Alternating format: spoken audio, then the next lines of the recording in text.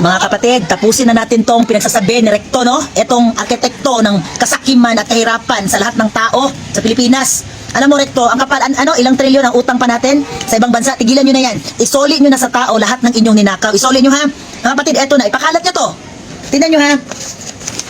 Kaya po talaga ako umuwi dahil nakalimutan ko itong dalhin mga dokumento, no? Kung pasok kayo sa ating opisina, sobrang daming dokumento makikita niyo mga kapatid. Lahok-lahok na dokumento na dapat sana hindi ibinalot ang tao sa papel. Kaya lang ang sistema ng gobyerno sibil, etong sindikatong gobyerno sibil, binabalot ang tao sa papel, no? Bilang tao, may karapatan po tayo mabuhay at maghanap buhay na hindi binabalot ng papel. Etong ating mga kalupaan, kapatid, binalot ng mga titulo pag sa daming dokumento. Pero sino po ba ang nagbalot sa atin? Again, ang sindikatong gobyerno sibil, no? Na sila po ang mga scammer. Kayo diyan sa LRA, Land Registration Authority, Registry of Deeds, no? ROA, ROD, RD. Tigilan nyo na yan, ha? Dahil napakasakim ninyo, napakagahaman ninyo, lahat, kinuha nyo lahat ng lupa. Hindi na kayo may-ari. Alam niyo sino may-ari? Are, oh.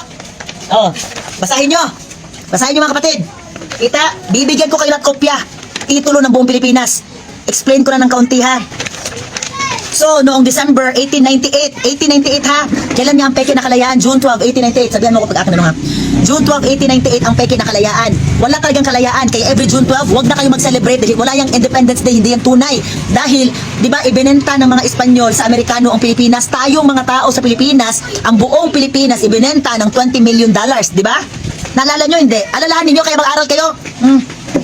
Tapos, eto mga kapatid ha, nung ibinenta ng Spain sa Amerika ng $20 million ang Pilipinas kuno ay tinubos nitong taong to. Sino ang taong to? Bibigyan ko kayo lahat ng titulo mga kapatid.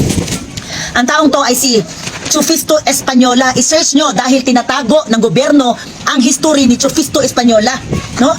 Tinago ang kanyang kasarinlan kung sino yung taong yan dahil siya po ang tumubos, no?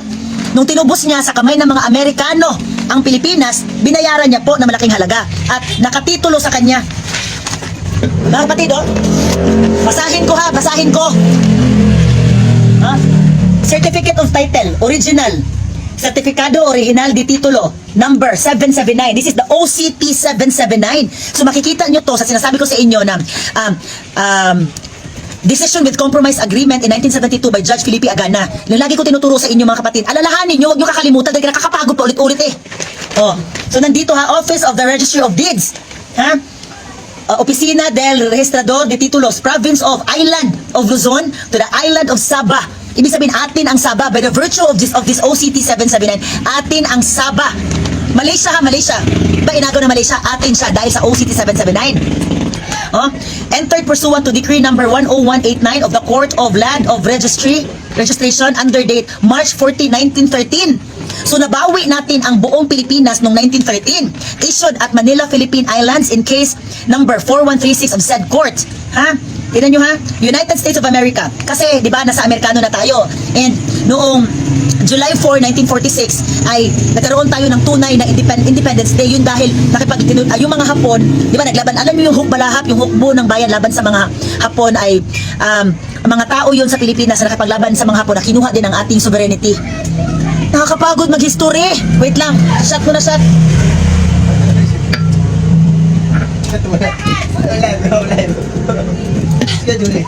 Ngayon mga kapatid, ang titulong to, case number 4136 have been duly and regularly heard in accordance with provisions of law. It is hereby decreed that codename White Spiritual Wonder Boy Morningstar Robert Espanola. Robert S. Espanola. So etong ating kapatid na si Robert Espanola, siya lang ang natatanging claimant, no? Huwag na kayo madami pang sasabing claimant whatsoever. I have all the documents. Tigilan nyo na. Tulungan natin si kapatid Robert Espanola. Series of code names, Taliano Chufisto Espanola and code name King Anthony Santiago Martin Rodolfo Di Espanola. Mga code name lang pala yung Taliano. Kaya ikaw Taliano, ikaw tigilan mo na ako, Prince Robert Tagyan Taliano the Fourth. Code name lang pala iyan na nandito sa titulo. Mga scammer, manuloko. Dami yung in-scam ng mga taong hayop kayo. ID, mga badges, mga vanguards. Magkano isang ID? 1,000? 5,000?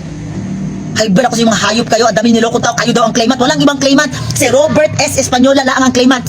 Huwag nyo sasabihin sa akin, Royal Empire, ay Royal Kingdom of Maharlika Arcom, na yang si inyong Villar, si Kipte Villar. Nandito sa akin, nandito sa akin papeles, LRA, nasa akin lahat. Hindi lang ako may hawak. no? Lahat ng leaders ng Royal Empire Kingdom of Maharlika may hawak ng mga titulo. Huwag nyo kung paandaran na galing sa Netherlands yung titulo. Bakit ka kukuha natin ng papeles sa Netherlands? Taga Pilipinas ka. Tanga ka ba? Tanga, bobo, ungas. Ayop kayo, panluloko nyo sa tao. Makinig kayo ha. O, nandito.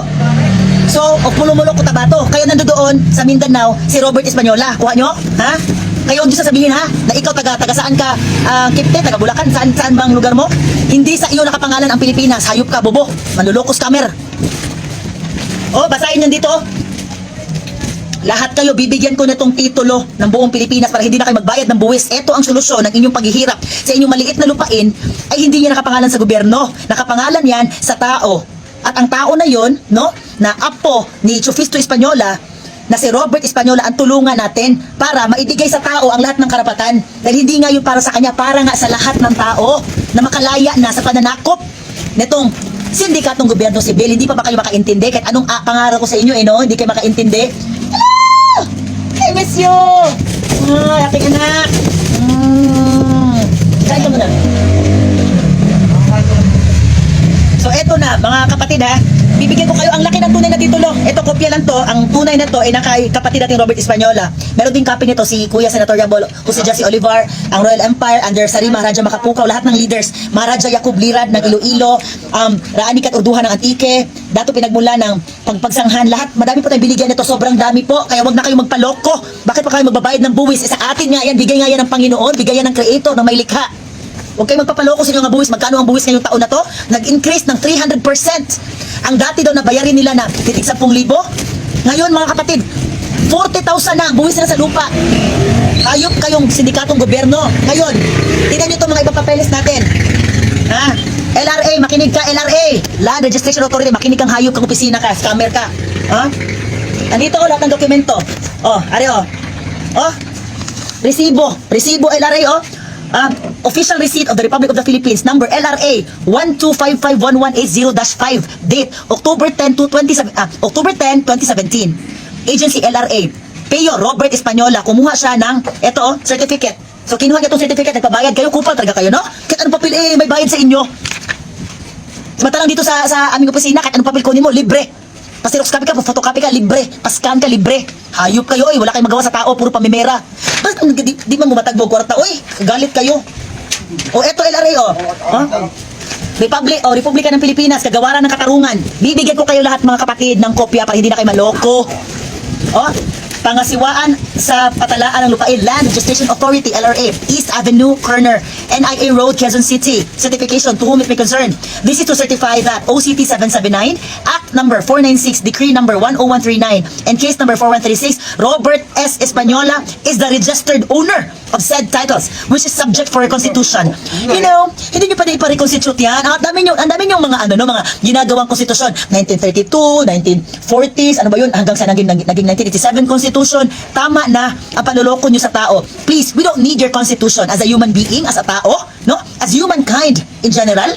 Wala talaga kayong karapatan na pagbayarin kami sa mga lupain dahil hindi kayo nagmamayari niya mga lupain mga kapatid. Please, pasuyo na. Tigilan nyo na ang panloloko nyo sa tao. Ibalik nyo sa tao ang lupa. Ha?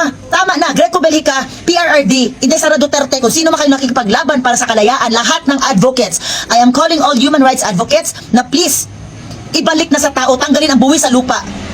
Kung mabibigyan man yan ng love gift or tribute, no? Sa gobyerno or kung saan man yan na organization, ibigay po. Hindi mo kailangang bigyan ng may taripa talaga na ito talaga ang kailangan bayaran, may listahan yun, may price list. Kapoy na kayong pamimera sa tao. Tigilan nyo na.